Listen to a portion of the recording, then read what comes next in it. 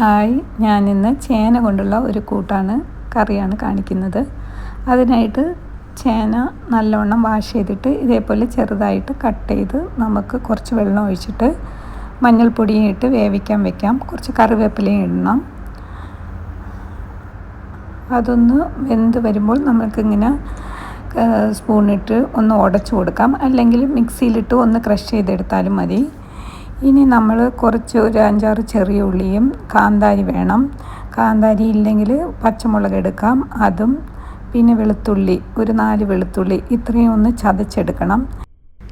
ഇനി ഇത് നമുക്ക് ഇതിൽ ചേർക്കാം. ചേനയിൽ ചേർത്തിട്ട് ഒന്ന് ഇളക്കി കൊടുത്തിട്ട് കുറച്ച് വെള്ളവും കൂടി ചേർക്കാം, അല്ലെങ്കിൽ പാത്രത്തിൽ പിടിക്കും.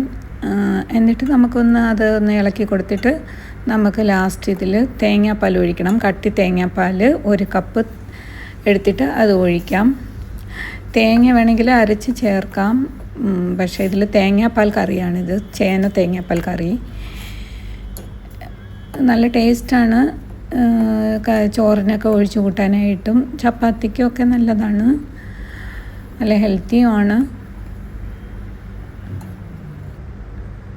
ഇനി നമുക്ക് പാലൊഴിച്ച് കൊടുക്കാം. പാലൊഴിച്ച് കൊടുത്തിട്ട് ഇങ്ങനെ ഇളക്കി കൊടുക്കണം.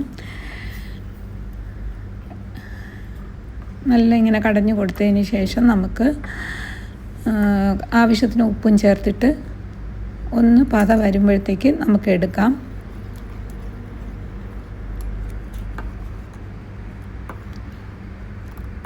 ഇത്രയേ ഉള്ളൂ.